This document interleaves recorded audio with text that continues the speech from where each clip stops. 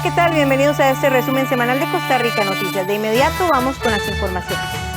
El magistrado del Tribunal Supremo de Elecciones, Luis Antonio Sobrado, rechazó que Johnny Araya le haya hecho algún pago por favorecerlo en resoluciones, como lo habría dejado ver una llamada intervenida por el OIJ en el caso Diamante. Sobrado asegura que nunca ha existido una relación de cercanía entre él y el alcalde Josefino.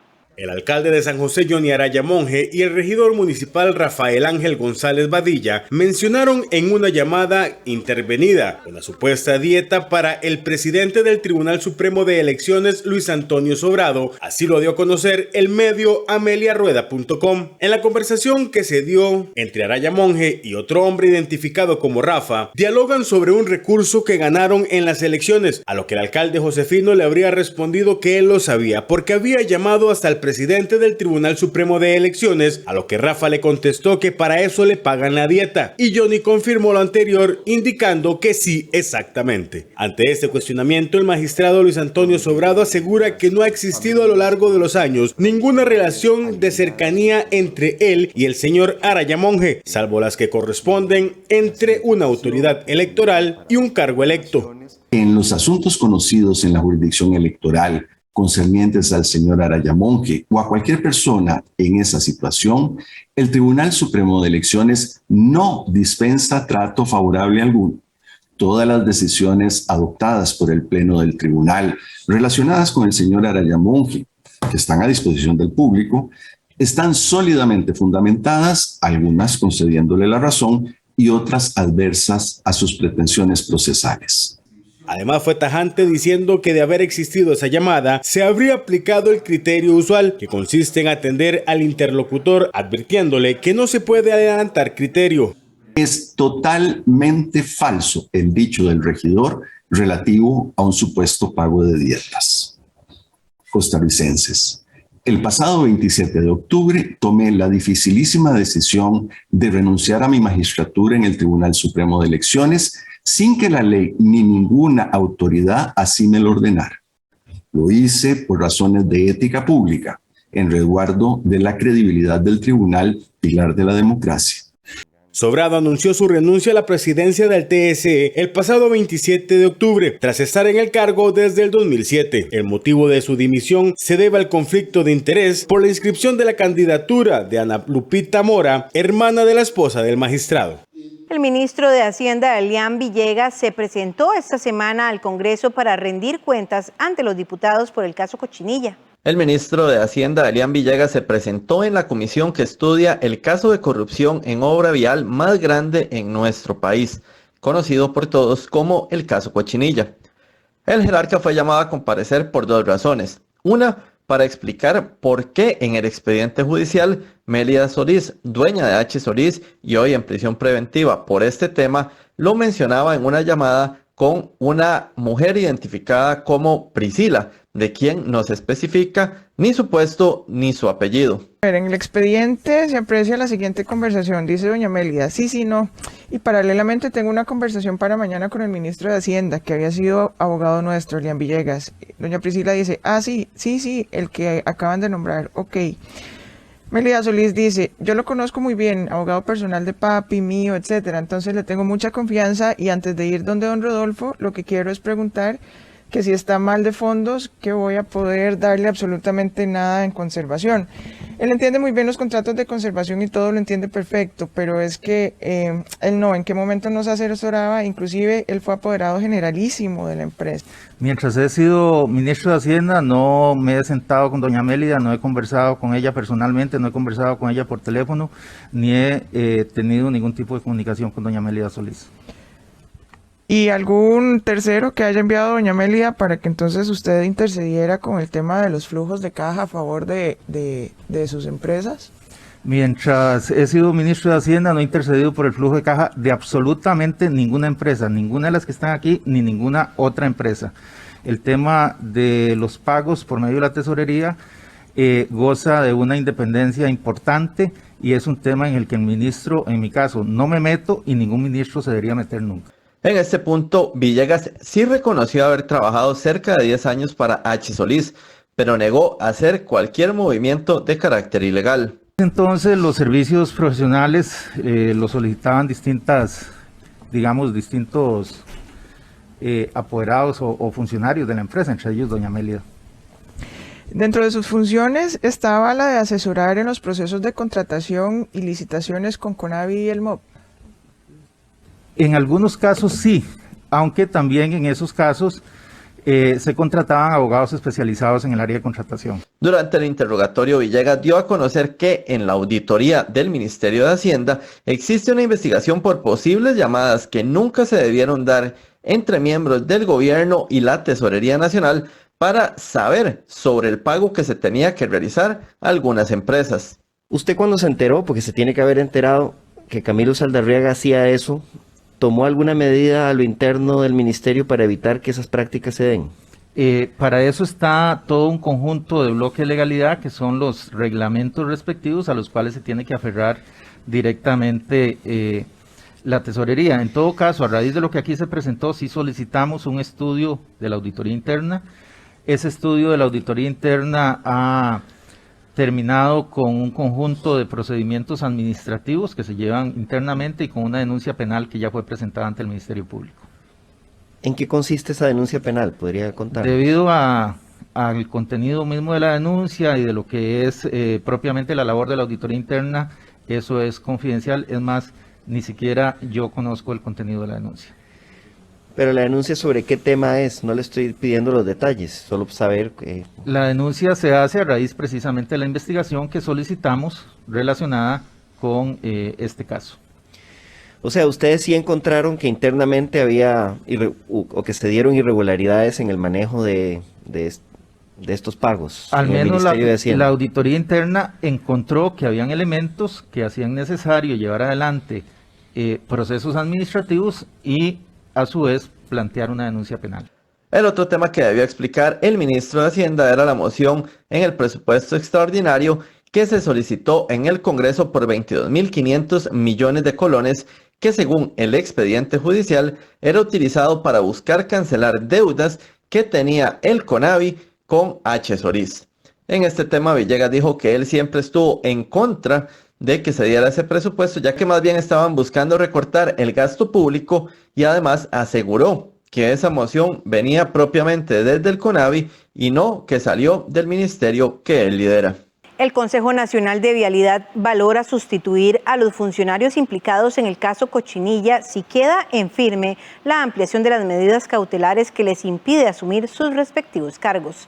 La directora interina del CONAVI, Jania Rosales, indicó que de no acogerse dicha ampliación, los funcionarios volverían al CONAVI, pero se trasladarían a otros cargos. Casi 5 meses de que se ejecutaron los allanamientos por el caso conocido como Cochinilla, el Consejo Nacional de Vialidad y el Ministerio de Obras Públicas y Transporte valoran sustituir a los funcionarios implicados en este caso. Esta decisión aplicaría si quedase en firme la ampliación de las medidas cautelares por 5 meses más, según lo determinó el juzgado penal. Es decir, que la separación del cargo de los funcionarios y no recibir salarios se extendería hasta el 26 de marzo. De momento se debe resolver una apelación que presentaron las personas involucradas. Así lo indicó la directora del CONAVI, Jania Rosales, a Costa Rica Noticias. A raíz de que ellos están sin goce de salario, se pidió permiso a la autoridad presupuestaria para poder utilizar esos fondos, digamos, para contratar a alguien más. Entonces estamos en ese trámite. Estamos a la espera de que nos digan primero si las medidas cautelares la ampliación de las medidas quedan firme. De momento estos cargos no han sido reemplazados, sino que se les ha recargado a los funcionarios del CONAVI las funciones, detalló la directora.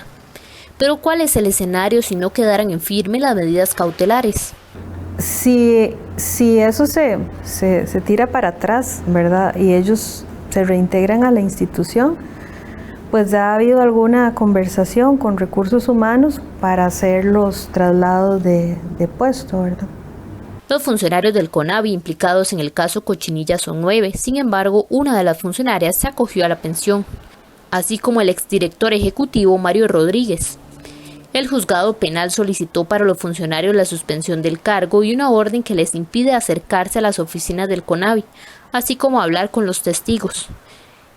El ministro de Obras Públicas y Transporte, Rodolfo Méndez Mata, fue quien decidió que dicha suspensión fuera sin goce salarial, con base en una consulta jurídica que realizó sobre este caso en particular.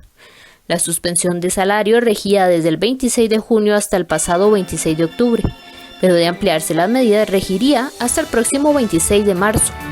Hacemos una breve pausa comercial y ya regresamos con más información. Quédense con nosotros.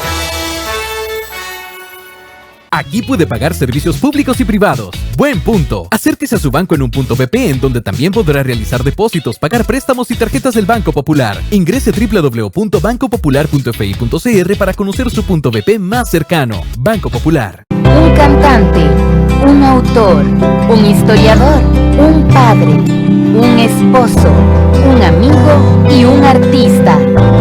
Bandera. Homenaje a Dionisio Cabal. El sábado 20 de noviembre a las 9 de la noche. Aquí en 13, Costa Rica Televisión.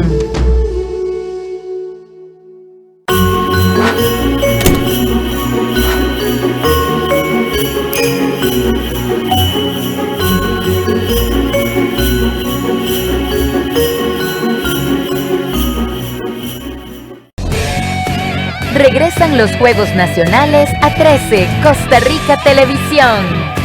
Con toda la alegría y emoción de las justas deportivas de la juventud costarricense. Juegos Nacionales 2021. Resumen, domingos 8 y 15 de la noche. Por 13, Costa Rica Televisión. Conducir rápido le hará llegar más pronto a los servicios de emergencias. Preferimos que llegue tarde a su destino, a que llegue herido al nuestro. Evite poner en riesgo su vida y la de los demás. Maneje sus emociones y su vehículo con responsabilidad. El teletrabajo y las restricciones vehiculares durante la pandemia redujeron la contaminación por quema de combustible hasta en un 27%, la primera vez en 30 años que se registra una disminución de este tipo en Costa Rica. Pese a ello, el informe advierte que las acciones reales para lograr reducir la contaminación por hidrocarburos en el país son insuficientes. Si hubo un beneficiado con la implementación del teletrabajo y las restricciones vehiculares durante la pandemia, fue el medio ambiente. Darle un descanso a la flota vehicular permitió que durante el 2019 Costa Rica redujera en un 13,7% el uso de combustibles y con ello disminuir en un 27% sus emisiones contaminantes, situación que no se veía desde hace 30 años. Lo malo es que con la reapertura y el retorno a la relativa normalidad, todo indica que se están regresando a niveles de consumo y contaminación similares a los previos a la pandemia. Hubo mucha la baja de venta de combustible. Ahora, digamos, esta semana sí se ha levantado un poco más. Sí, con quitaron la restricción de, digamos, de muchas placas, entonces ahora sí hay más vehículos afuera. ¿Qué tanto cambió del 2019 ahorita el consumo? Bastante, sinceramente bastante, digamos, ¿qué le puedo decir? Un 40, ahorita puede estar un 80%. Al menos así lo evidencia el más reciente estudio del Informe del Estado de la Nación en su capítulo de Ambiente. Los investigadores advierten que las acciones reales, es decir, los que están fuera del contexto de pandemia, siguen siendo limitadas para alcanzar metas como la descarbonización para el 2050, en especial por la imposibilidad que tiene el país de ejecutar proyectos planteados en el papel. En el país tenemos importantes avances en términos de legislación y de normativa en materia ambiental. Por ejemplo, estamos anualmente adoptando cerca de 100 nuevas disposiciones ambientales entre leyes, decretos, reglamentos, acuerdos y otros, ¿verdad? Pero lo que hemos observado es que hay una brecha importante en la cantidad de esa o el tipo de normativa que estamos y política pública que estamos generando versus las capacidades reales que tiene la institucionalidad pública para su cumplimiento.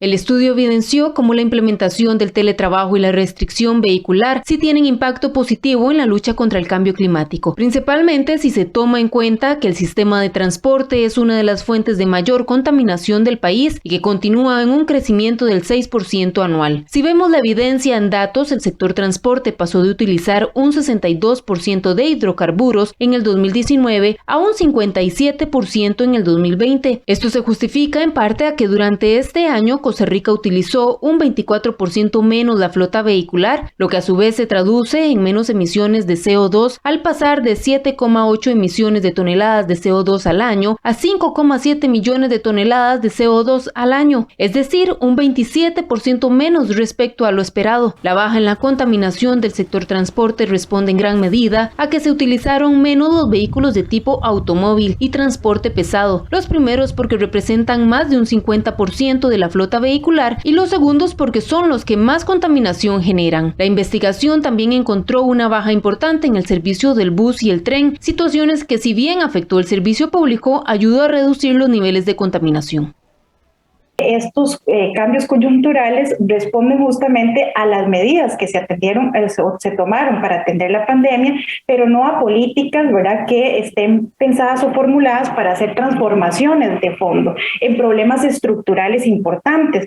De hecho, ya en estos meses de 2021, ¿verdad?, estamos observando que los patrones, tanto en consumo de hidrocarburos como en materia de transporte y movilidad, vuelven a los niveles que teníamos antes de la pandemia, es decir, estamos observando comportamientos muy similares a los que teníamos previo a esta crisis. Implementamos acciones como el teletrabajo, como las restricciones vehiculares, pero también otras que ya están formuladas en la política pública y algunas incluso desde hace varias décadas. Es posible que obtengamos resultados positivos y que además esto nos permita cumplir con compromisos que el país ha adquirido tanto a nivel interno como internacional. Por ejemplo, el plan de descarbonización. Eso sí, advierten que las medidas implementadas previo a la pandemia, como la promoción de vehículos ecoamigables o la implementación del sistema de buses interlínea, son insuficientes. Que habíamos observado hasta antes de la pandemia es que los avances en esta materia eran insuficientes. Hay que recordar que si bien es importante, ¿verdad?, hacer una transformación en términos tecnológicos de nuestro parque automotor, es decir, avanzar hacia vehículos más nuevos, pero que también tengan sistemas que sean menos contaminantes, también habíamos identificado que esto no necesariamente está garantizando una mayor reducción en términos de la emisión de dióxido de carbono, que es uno de los gases que más contaminación generan en términos del cambio climático. Los expertos aseguran que un estudio previo habían identificado que la población costarricense sí está dispuesta a modificar sus patrones por modelos más amigables con el ambiente, siempre y cuando tengan las condiciones. Sin embargo, esas aún siguen pendientes. Eso fue un buen detalle que hizo el gobierno, o sea, el MOB, no sé quién se encarga de eso, ¿verdad? Porque reduce mucho la contaminación ambiental, la reduce bastante, y además de eso, el libre tránsito es más extenso, hasta cierto nivel. Porque si eso siguiera así como está pura vida. Ahorita que ya van a abrir, que con solo, como decimos los ticos, por la víspera se saca el día. Si ahorita que acaban de abrir la restricción, está extensa la cosa, mejor lo hubieran dejado como estaba. Y ya estábamos acostumbrándonos a eso. El informe concluye que Costa Rica no muestra cambios sustantivos y permanentes a largo plazo. Por el contrario, enfrenta nuevos retos en materia de movilidad y consumo energético.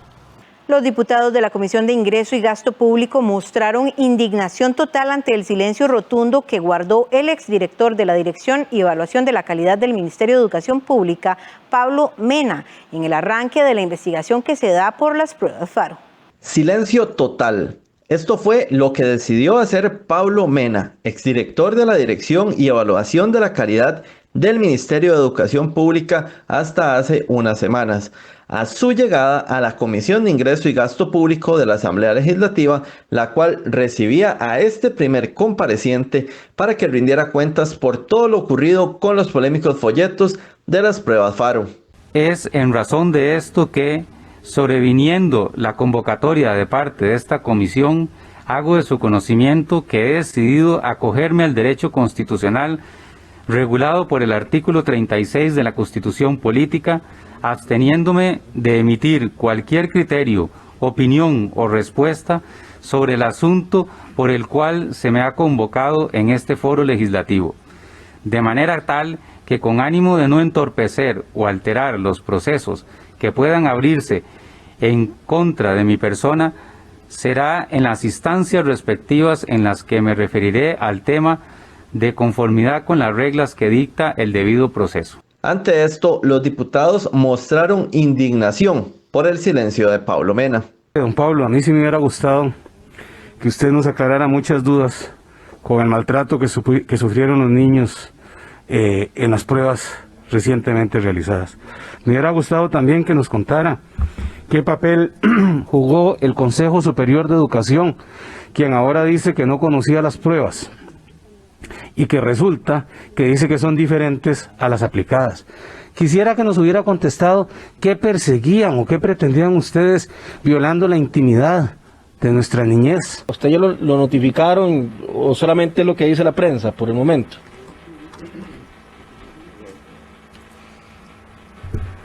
Señor diputado, le reitero mi posición que me voy a abstener de declarar. Bueno, qué lástima, porque los costarricenses sí quisieran darse cuenta que se consigue con una renuncia. Si realmente lo preocupante aquí es, usted es el primero en irse y se fue voluntariamente. ¿Pero por qué? Porque bien dice el dicho que el que calla otorga.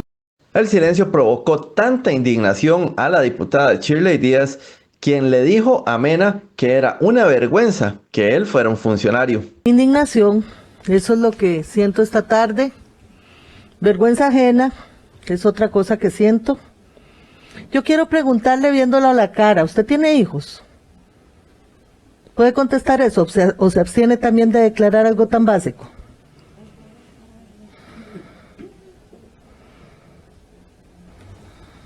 Señora diputada, esa es una información pública y creo que no he sido convocado acá para contestar preguntas que usted puede corroborar públicamente. Bueno, viniendo de usted y con semejante acto de falta de gallardía y de falta de valentía, es de esperar una respuesta tan pueril. Usted es un funcionario que da vergüenza pública y no merece ni siquiera estar aquí compareciendo. Debería estar compareciendo en otro lugar.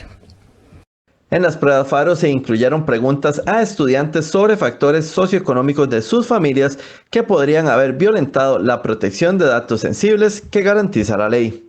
El Fideicomiso Ruta 1 señaló que dará seguimiento a todas las sugerencias técnicas en el informe que realizó la Contraloría General de la República sobre las obras de ampliación de la carretera San José-San Ramón. El Fideicomiso añadió que las obras aún no han sido entregadas formalmente por el contratista, pero que en el momento que se haga se verificará que cumplen con los criterios de calidad establecidos en el contrato.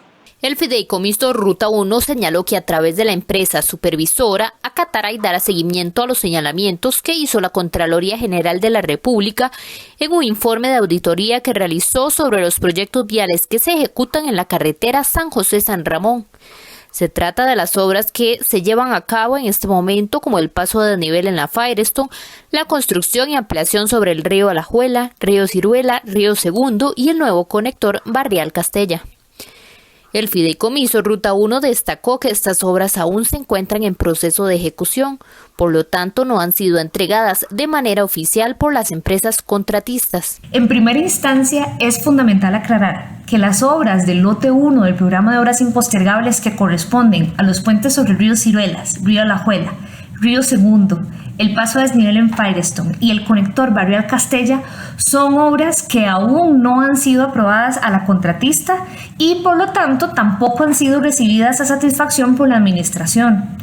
Es por ello que en estos momentos tanto el administrador del contrato de la unidad administradora con el apoyo y asesoría técnica de las personas especialistas de la supervisora todavía están llevando a cabo las evaluaciones y las coordinaciones respectivas con el contratista para determinar las medidas correctivas que correspondan para garantizar el cumplimiento de las especificaciones técnicas contractuales. En este sentido, la vocera del Fideicomiso Ruta 1, María José Alvarado, detalló que los expertos de la empresa supervisora se encargarán de abordar todas las recomendaciones. El Fideicomiso va a seguir dando seguimiento oportuno, tal y como lo ha venido haciendo hasta el momento, a todas las recomendaciones y sugerencias técnicas que emitió el órgano contralor, de modo que se pueda asegurar a todas las personas usuarias y por supuesto a la ciudadanía costarricense que una vez que se haga efectiva la recepción a satisfacción de las obras, ya que estas, como les expliqué anteriormente, no se han entregado ni han sido recibidas a satisfacción,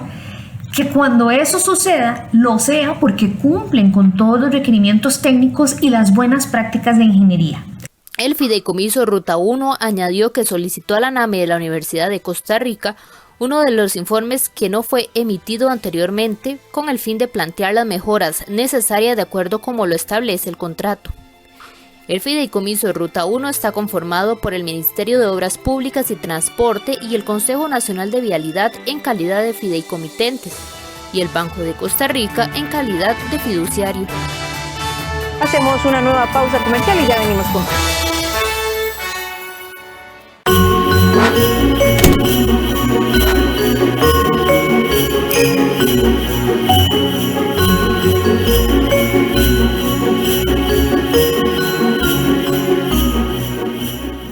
¿Necesita atender su salud o continuar con sus estudios?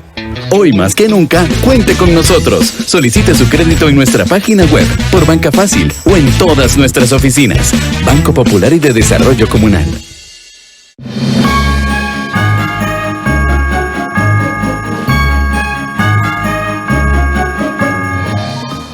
Caravana navideña, todo lo que usted quiere ver, incidencias, reacciones, muchísima información previo al programa y mucho más.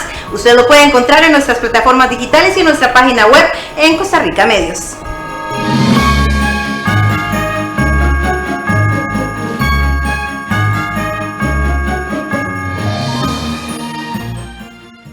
Mi voto es una llave. Mi voto abre nuevas oportunidades. En democracia, el voto es la llave que abre caminos para seguir adelante. Y el próximo 6 de febrero tendremos en nuestras manos la oportunidad de decidir el futuro que queremos para Costa Rica. Entre todos elegiremos a las autoridades que nos representarán durante los próximos 4 años. Usemos esa llave y votemos. El voto es la llave democrática para abrir nuevas oportunidades. Este 6 de febrero estará en sus manos. El Tribunal Supremo de Elecciones se lo garantiza.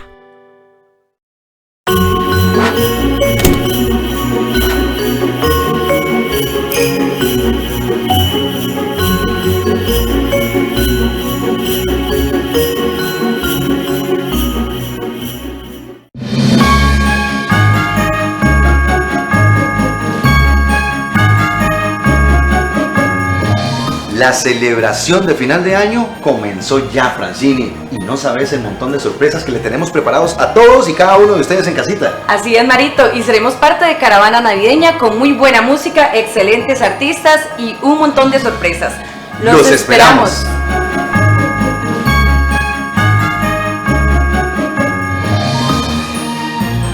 Te invita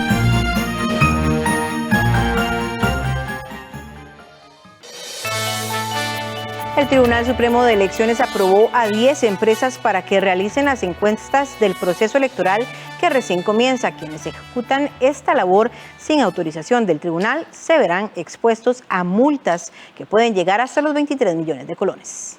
En todo proceso electoral las encuestas siempre capturan la atención, pero para su divulgación hay reglas que cumplir. La legislación electoral prohíbe la difusión o publicación por cualquier medio, sea parcial o total, de sondeos de opinión y encuestas relativas a procesos electorales que provengan de entidades que no están inscritas ante el Tribunal Supremo de Elecciones.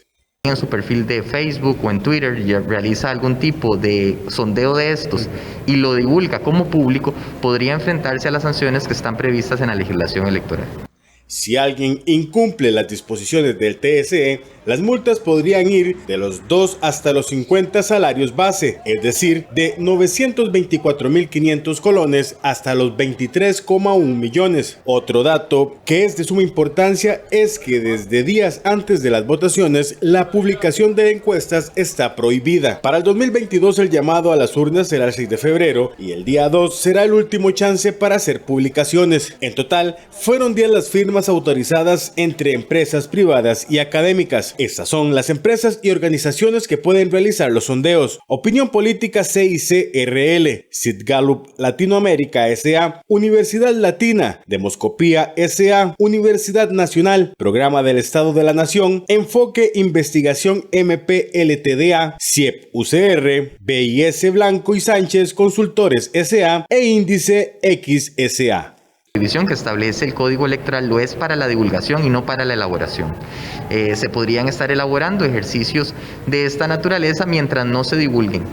Según la normativa, al publicar cada estudio se debe enviar al TSE la ficha técnica completa. Además, todos los documentos de respaldo deberán guardarse como mínimo hasta que pasen las elecciones. En caso de incumplimientos, el TSE podría retirar las licencias. Hemos llegado al final de esta entrega informativa. Agradecemos su compañía y les deseamos un feliz fin de semana.